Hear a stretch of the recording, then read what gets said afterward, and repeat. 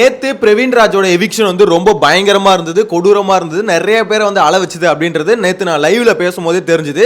அவ்வளோ பேர் வந்து இல்ல ப்ரோ என்னால் ஏத்துக்கவே முடியல பிரவீன் ராஜ் எவிக்ஷனை, அவ்வளோ கொடுமையா இருந்தது, அது அவர் அழுவுறதை பார்க்கவே முடியல அப்படின்ற மாதிரி பார்த்தீங்கன்னா நிறைய பேர் வந்து லைவ்ல சொல்லியிருந்தீங்க.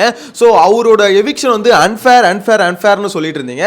ஸோ உண்மையிலே அது அன்ஃபேரா இல்லை ஃபேரான எவிக்ஷனா அப்படின்றத ஓட்டிங் வச்சு தான் நம்ம பார்க்க முடியும். ஸோ அது என்னன்றது இந்த வீடியோவில் பார்க்கலாம். அதுக்கப்புறம் பார்த்தீங்கன்னா பிரவீன் ராஜ் ஒரு வீடியோ ஒன்று போட்டிருக்காரு. அந்த வீடியோவில் வந்து பார்த்தீங்கன்னா அதுலயும் மனுஷன் வந்து பார்த்தீங்கன்னா கதறி அழுகுறாரு, அழுதுட்டு தான் வந்து அந்த வீடியோ எடுக்கிறேன் அப்படின்ற மாதிரி சொல்றாரு. ஸோ அதை பார்க்கும்போது ஒரு விஷயம் மட்டும் கிளியரா தெரியுது, பிரவீன் ராஜாலையும் அதாவது வெளியே இருக்க ஆடியன்ஸால எப்படி இது ஏத்துக்க முடியும், பிரவீன் ராஜாலையும் ஏத்துக்க முடியல.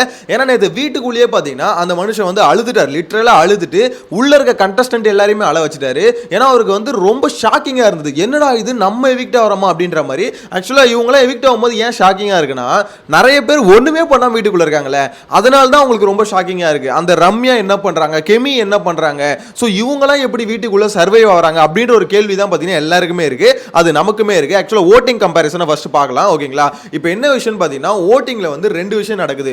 ஒன்னு இவங்களுக்கு வந்து பாத்தீங்கன்னா ஓட் பேசிஸ்ல வந்து எடுக்கணும், அதாவது இப்போ ஓட் பேசிஸ்ல ஒருத்தங்க வெளியே எடுக்கணும். இன்னொன்னு வந்து அவங்க கண்டென்ட் வைஸ் பார்க்கறாங்க, யார் யார்கிட்ட வந்து கண்டென்ட் தருவாங்க, யார் வந்து கண்டென்ட்டே தர மாட்டாங்க அப்படின்னு பார்த்தும் பாத்தீங்கன்னா வெளியே எடுக்கிறாங்க. ஸோ அந்த வகையில் பாத்தீங்கன்னா பிரவீன் ராஜ் இது வரைக்கும் கண்டென்ட்டே கொடுக்கலையா அப்படின்னு பாத்தீங்கன்னா கண்டென்ட் கொடுத்துருக்காரு. ஆனா ஆஹா ஓஹோ அப்படின்ற அளவுக்குலாம் அவர் கண்டென்ட் கொடுக்கல. ஆக்சுவலா போன வாரம் இப்போ போச்சுல இந்த டாஸ்க், ஹோட்டல் டாஸ்க், அதுவும் அதுக்கு முன்னாடி ஒரு கேப்டனா இருந்தார்ல, அப்பதான் பாத்தீங்கன்னா அவர் வெளியவே தெரிஞ்சாரு. என்ன பண்ணாருன்னா ரொம்ப அவருக்கான ஒரு டீம் கூட, அவருக்கான ஒரு குரூப் கூட பாத்தீங்கன்னா செட்டில் ஆயிட்டாரு. அதாவது எப்படி சொல்றது, ஃபர்ஸ்ட் வீக்ல திவாகருக்கும் அவருக்கும் சண்டை வந்திருக்கும். ஸோ அந்த சண்டைக்கு அப்புறமா பாத்தீங்கன்னா மனுஷன் வந்து எங்க இருக்காரு ஏது இருக்காருன்னே தெரியாது, அப்படியே ஒரு மாதிரி அடங்கிட்டாரு. ஸோ அதுதான் பிரவீன் ராஜ் வந்து நிறைய பேர் சொல்லிட்டு இருந்தாங்க, என்ன இருந்தாலும் வந்து மொத வாரம் வந்து ஓவரா ஏறிக்கிட்டு ஒரு மாதிரி நம்மளுக்கே இனிஷியலா வந்து கிரிட்டிசைஸ் பண்ணியிருந்தோம், என்ன இப்படி கோவப்படுற, இப்படிலாம் கோவப்பட்ட வேலையாவது பிரவீன் ராஜ் அப்படின்ற மாதிரி தான் சொல்லியிருந்தோம். அதுக்கப்புறம் பார்த்தீங்கன்னா டோட்டலாக கோவத்தை வந்து கம்மி பண்ணிட்டாரு. கம்மி பண்ணி அதுக்கப்புறம் ஆள் எங்க இருக்காருன்னு தெரியல, அடுத்த 2 வாரம் 3 வாரம் எங்க இருக்காருன்னு தெரியல. ஸோ அப்படிப்பட்ட ஒரு கேம் பிளே போட்டார். அதுதான் பார்த்தீங்கன்னா பிரவீன் ராஜ் பண்ண ஃபர்ஸ்ட் மிஸ்டேக். ஆக்சுவலாக திவாகர் கூட சண்டை போட்டோம், அது வந்து கொஞ்சம் நெகட்டிவ் ஆகுது அப்படின்னா அதுக்குன்னு நீ கேம் ஆடாம போய் கிச்சன்லயே ஒழிஞ்சுக்கிட்டே, எப்படி கிச்சனை வந்து தனக்கான ஒரு சேஃப்டியான ஒரு இடமா பார்த்துக்கிட்டாரு, எல்லாரும் கூட நல்லா பழகினாரு. ஸோ அதுதான் பார்த்தீங்கன்னா பிரவீன் ராஜ் தோத்த ஒரு இடம் அப்படின்ற மாதிரி எனக்கு என்னமோ தோணுது. ஆனா என்னதான் இருந்தாலும் லாஸ்ட் 2 வீக்ஸா சூப்பரா கம்பேக் கொடுத்தாரு. சோ கம்பேக் கொடுத்து உண்மையிலே கண்டென்ட் கொடுக்கிற ஒரு மனுஷனை எதுக்கு இவனுங்க தூக்குறானுங்க அப்படின்றத இங்க ஒரு பெரிய கேள்விக்குறியா இருக்கு. இப்போ அந்த ஓட்டிங் பேசிஸ்ல பார்த்தோம்னு வச்சுக்கோங்களேன், கெமிக்கு ஓட்டு இல்ல, ரம்யாக்கு ஓட்டு இல்ல, பிரவீனுக்கு ஓட்டு இல்ல. ஆப்வியஸா பிரவீனுக்கு ஓட்டு இல்ல, நான் பிரவீனுக்கு ஓட்டு இருக்கு அப்படின்ற மாதிரி சொல்ல போறது இல்ல. ஏன்னா ஓட்டிங் பேசிஸ்ல அவங்க எடுத்துக்கிறாங்க அப்படின்ற மாதிரி வச்சுக்கிட்டாலும் இங்க ஓட்டு இல்லாத நிறைய பேரை பார்த்தீங்கன்னா உள்ள வச்சுட்டு இருந்தாங்க. எக்ஸாம்பிளுக்கு அது உங்களுக்கே தெரிஞ்சிருக்கும், அரோராக்கு ஓட்டே இல்லாம செகண்ட் வீக்ல வந்து பயங்கரமா சேவ் பண்ணாங்க, சுத்தமா ஓட்டு இல்ல, கடைசி அடிமட்டத்தில் வந்து தடவிட்டு இருந்தாங்க. ஆக்சுவலா நிறைய பேர் நினைச்சிட்டு இருக்காங்க அரோராக்கு வந்து ஃபேன்ஸ் ஓட்டு உழுது, அதாவது வீட்டுக்குள்ள இருக்கவங்கள சொல்றேன், என்ன நினைச்சிட்டு இருக்காங்கன்னா அவங்களோட ஃபேன்ஸ் வந்து அரோரா ஓட்டு போட்டு காப்பாத்திடுவாங்க, அவங்க நாமினேஷன்லேயே வந்தாலும் அவங்களை காப்பாத்திடுவாங்க அப்படின்ற மாதிரி சொல்றாங்க. அதெல்லாம் வாய்ப்பு இல்லைங்க. ஆக்சுவலாக ஃபேன்ஸ் ஓட்டுலாம் பிக் பாஸ் இங்கே யார் வேணா எவ்வளோ ஃபேன்ஸோட உள்ளே போட்டோம், ஆனால் உள்ளே போய் எப்படி கேம் ப்ளே பண்ணுறாங்க, பிக் பாஸ் ஃபேன்ஸ் இருக்குல்ல அதோட எண்ணிக்கை ரொம்ப பெருசு. ஸோ அதை அடிச்சிக்க முடியாது, அவங்க தான் அங்கே மெஜாரிட்டி. ஸோ ஓட் பேசிஸில் வந்து பார்த்தீங்கன்னா எடுக்கணும்னா பிக் பாஸ் ஃபேன்ஸ் தான், அதாவது வெளியிலேருந்து அவங்க எவ்வளோ ஃபேன்ஸை கொண்டு போனாலும் அவங்களுக்கு உள்ளே போய் என்ன ஃபேன்ஸை சம்பாதிக்கிறாங்க அப்படின்றத பொறுத்து தான் உள்ளே இருப்பாங்களே தவிர அவங்களுக்கு இன்ஸ்டாகிராமில் எவ்வளோ ஃபாலோவர்ஸ் இருக்குது அவ்வளோ ஃபாலோவர்ஸ் இருக்குது அவங்க ஓட்டு போட்டுருவாங்க, அவங்க ஓட்டு போட்டாலே போதும் அரோரா வந்து உள்ளே இருந்துருவாங்க, அப்பெல்லாம் வாய்ப்பே இல்லை. ஆக்சுவலாக அப்படி அவங்க உள்ளே இருக்கவும் இல்லை. அவங்க என்ன நினைச்சாங்க, அப்சரா சிஜே அரோராவோட மோசம், புரியுதுங்களா? கம்பேரிசன் புரியுதா? அப்சரா சிஜேவா அரோராவா அப்படின்னு யோசிச்சாங்க. அப்போ அப்சரா சிஜே மோசம் அப்படின்றதுனால அவங்க அது, ஏன்னா அவங்க அரோராவோட சுத்தமாக அரோராவோட அப்போ 18+ கண்டென்ட் கொடுத்துட்டு இருந்தாங்க. ஸோ அப்சரா கிட்ட இருந்து சுத்தமாக எந்த கண்டென்ட்டும் வரல, அதனால நீ வீட்டுக்கு போமா அப்படின்ற மாதிரி அப்சரா அமைச்சாங்க. அது கூட ஒரு வகையில் ஏற்றுக்கிற மாதிரி இருந்தது. ஆனால் இந்த பிரவீன் ராஜோட எவிக்ஷனை பார்க்கும்போது இது சுத்தமாக ஏற்றுக்க முடியாமல் இருக்கிறது காரணம் என்னன்னா, பிரவீன் ராஜை விட கண்டென்ட் கொடுக்காத கெமி ரம்யா இவங்களாம் நாமினேஷன்ல இருந்தும் ஓட்டு இல்லாமல் இருந்தும் ஏன் தூக்கல, அப்போ இவங்களுக்கு பார்ஷியாலிட்டி பார்க்குறீங்களா அப்படின்ற ஒரு கேள்வி தான் நிறைய பேர் கேட்டுட்டு இருக்காங்க. ஸோ பிரவீனுமே இதுக்கு என்ன சொல்றாருன்னா, இது அன்ஃபேர் நிறைய பேர் சொல்றீங்க, ஆனால் என்னால் வந்து இது அன்ஃபேரா என்னன்னு தெரியல, ஆனால் ரொம்பவே கஷ்டமா இருக்கு. நான் வந்து இப்போ இந்த ஷோ டெலிகாஸ்ட் ஆயிருக்குல்ல, ஸோ அதை பார்த்துட்டு இவ்வளோ நேரம் நான் அழுதுட்டு வந்து தான் இந்த வீடியோ எடுத்துட்டு இருக்கேன், அந்த அளவுக்கு எனக்கு வந்து ரொம்ப கஷ்டமா இருக்கு. ஸோ இது என்ன பண்றதுன்னே தெரியல, என்னால் மனசு உடஞ்சு போச்சு அப்படின்ற மாதிரி அவர் பேசும்போது அது கேட்கும் போது நம்மளுக்கும் ஒரு மாதிரி தான் இருக்கு, என்னடா இந்த மனுஷன் இவ்வளோ ஃபீல் பண்றாரு.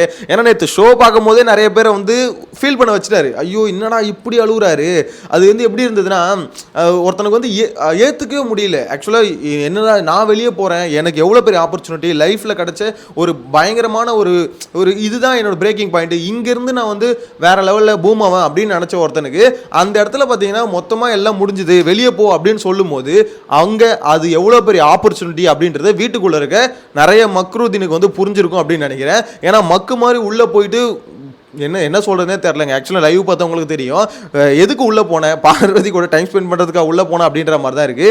ஏன் உள்ளே போகிறோம் எதுக்கு உள்ளே போகிறோன்னு தெரியாமல் ஃபுல்லாக அங்கே போயிட்டு அப்படியே பெண் மோடுக்கு போயிடுறானுங்க.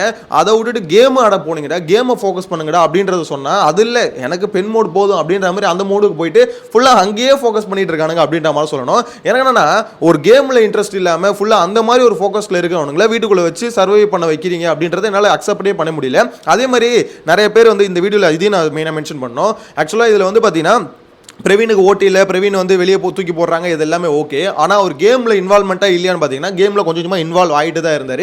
கேமில் இன்வால்வே ஆகாமல், நான் சொல்கிறது கண்டென்ட் தனி, கேமில் இன்வால்வ் ஆகிறது தனி. கொடுத்த டாஸ்க் எல்லாத்தையும் பயங்கரமாக பண்ணணும், நம்ம தான் பெஸ்ட்டாக இருக்கணும் அப்படின்றது தான் பிக் பாஸ் கொடுத்த டாஸ்க்கை புரிஞ்சுக்கிட்டு அதில் விளையாடி ஜெயிக்கணுன்றாங்களே அதுதான் கேம் மோடு.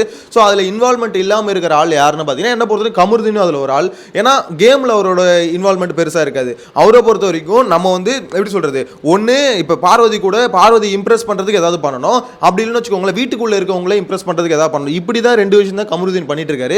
ஸோ இந்த ஆப்பர்ச்சுனிட்டியை தயவு செஞ்சு யூஸ் பண்ணுறவங்களுக்கு கொடுத்து விடுங்க அப்படின்ற மாதிரி தான் இருக்குது. பிரவீனை வந்து நெக்ஸ்ட் வந்து பார்த்தீங்கன்னா வைல்ட் கார்டு என்ட்ரியாக உள்ளே கூப்பிடுவாங்க, அது மட்டும் இல்லாமல் சீக்ரெட் ரூமில் வந்து வச்சு திருப்பி உள்ளே விடுவாங்க அப்படின்ற மாதிரிலாம் நிறைய பேர் எக்ஸ்பெக்ட் பண்ணுறாங்க.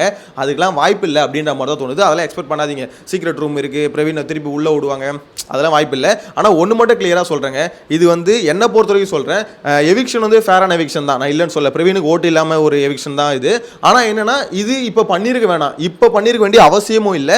ஏன்னா நிறைய வேஸ்ட் பீஸு மிச்சர் சாப்பிட்ற பீஸு நிறைய இருக்கும்போது அந்த பீஸுங்களை தூக்கி வெளியே தள்ளி விட்டுட்டு அவங்க கிட்ட இருந்து கண்டென்ட் வாங்க ட்ரை பண்ணுறாங்க. அரோரா நீங்கள் எப்படியாவது வந்து கேம் அரோரா. ஆனால் உண்மையிலே ஒன்று சொல்லணும், நேற்று எபிசோட் பார்த்தவங்களுக்கு தெரிஞ்சிருக்கும், அந்த பொண்ணு வந்து என்னால் முடியல அப்படின்னு ஒத்துக்குது. அதாவது நான் இப்படி தான் சார், என்னால் வந்து யாரையும் எதிர்த்து பேச முடியாது, எனக்கு சண்டை போட தோணாது.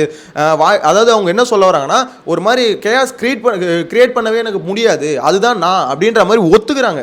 ஒருத்தவங்களால முடியலன்னு ஒத்துக்கிறாங்க. ஆனால் அப்படிப்பட்ட ஆள் வந்து பார்த்தீங்கன்னா அது நான் அந்த பொண்ணு தப்பு சொல்ல, ஏன்னா அவங்களோட கேரக்டரே அதுதான் அப்படின்ற மாதிரி நேற்று எபிசோட் பார்த்தா நிறைய பேருக்கு புரிஞ்சிருக்கும். ஸோ அப்படின்னும் போது அவங்கள உள்ள வச்சு அழகு பார்க்குறேன். நீங்கள் ஒருத்தன் வந்து நான் எல்லாம் பண்ணுறேன், எல்லாமே ட்ரை பண்ணுறேன், எனக்கு நடிப்பு தான் முக்கியம் அப்படின்னு சொல்லிட்டு ஒருத்தன் புஷ் கொடுத்து எந்த அளவுக்கு புஷ் பண்ண முடியுமோ புஷ் கொடுத்து அவன் ட்ரை பண்ணுறான் அப்படின்னும் போது அவனை உள்ள விட்டால் தானே உங்களுக்கு கண்டென்ட் கிடைக்கும். எனக்கு அந்த விஷயம் தான் இது அன்ஃபேர்னு சொல்கிறத விட, அன்ஃபேர் எவிக்ஷன் சொல்கிறத விட அன்ஃபேர் வந்து எதுனா ஒரு கண்டென்ட் கிரியேட் பண்ணுறாங்களே, தட் மீன்ஸ் ஒரு எப்படி சொல்ற ஒரு கண்டஸ்டண்ட்டாக ஒருத்தவங்களுக்கு வந்து இது நடக்கிறது சரிப்படல. ஏன்னா ஒரு ஷோவுக்கு வந்து பார்த்தீங்கன்னா பிரவீன் மாதிரி ஆள் இருந்திருந்தா மேபி இன்னும் கொஞ்ச நாள், நான் சொல்கிறது எப்படி ஃபைனலிஸ்ட் வரைக்கும் அவர் வருவார், இவ்வளோ நாள் அதாவது அந்த மிச்சர் பீஸுங்களாம் வெளியே போகிற அளவுக்காவது வச்சிருந்துருக்கலாம் அப்படின்ற மாதிரி எனக்கு என்னமோ தோணுது. ஸோ உங்களோட கருத்தை மறக்காமல் கமெண்ட்டில் மென்ஷன் பண்ணுங்கள். நீங்கள் என்ன நினைக்கிறீங்க? பிரவீன் ராஜோட எவிக்ஷன் வீடியோ பார்க்கும்போது நிறைய பேருக்கு ஃபீல் ஆயிருப்பீங்க. அதுக்கப்புறம் அவர் இப்போ போட்டிருக்க அந்த வீடியோ இருக்குல்ல, அதாவது இந்த மாதிரி ரொம்ப என்னை மன்னிச்சிடுங்க, எனக்கு இவ்வளோ அன்பை கொடுக்குறீங்க அப்படின்ற மாதிரி. ஆனால் அவருக்கு வந்து உண்மையிலே சொல்கிறேன், இப்போ எல்லாருமே இந்த அன்ஃபேர்னு ஒரு விஷயம் சப்போர்ட் பண்ணுறாங்களே, உண்மையிலே பிரவீன் ராஜுக்கு அது பயங்கர பூஸ்ட்டாக இருக்கும். என்னடா இது நார்மலாக நம்ம வெளியே எவிக்ட் ஆகி துஷார் மாதிரி வெளியே போயிருந்தால் அதெல்லாம் ரொம்ப அசிங்கமாக இருந்திருக்கும், ஒன்றுமே இல்லாமல் இருந்திருக்கும். ஆனால் பிரவீன் ராஜ் வெளியே வந்ததுக்கப்புறம் எல்லாருமே அவங்களோட சப்போர்ட்டை கொடுக்குறாங்க. ஆக்சுவலாக இது பிரவீன் ராஜுக்கு ஒரு பெரிய பூஸ்ட் அப்படின்ற மாதிரி தான் சொல்கிறேன். ஏன்னா இந்த மாதிரி விஷயம் தான் எதிர்பார்ப்பாங்க, ஒருத்தவங்க வெளியே வரும்போது மக்களோட அன்பை வச்சுக்கிட்டு வரணும். அதுக்கப்புறம் தான் அது மூலியமா நிறைய சான்சஸ் வந்து கிரியேட் ஆகும். எனக்கு தெரிஞ்சு இப்போ பிரவீன் ராஜுக்கு இருக்க சப்போர்ட் வந்து ஒரு நல்ல சப்போர்ட் கிரியேட் ஆயிருக்கு. இது அன்ஃபேர்னு சொல்றவங்களாம் அப்போ அந்த அளவுக்கு உங்க மேல அன்பு வச்சிருக்காங்க அப்படின்ற மாதிரி தான் சொல்ல தோணுது. ஸோ உங்களோட கருத்தை மறக்காம கமெண்ட்ல மென்ஷன் பண்ணுங்க. நீங்க என்ன நினைக்கிறீங்க பிரவீன் ராஜோட எவிக்ஷனை பத்தி, அவரோட இந்த எமோஷனல் மொமெண்ட் பத்தி நீங்க என்ன நினைக்கிறீங்க அப்படின்றத கமெண்ட்ல மென்ஷன் பண்ணுங்க. நெக்ஸ்ட் வீடியோல மீட் பண்ணலாம். Bye by.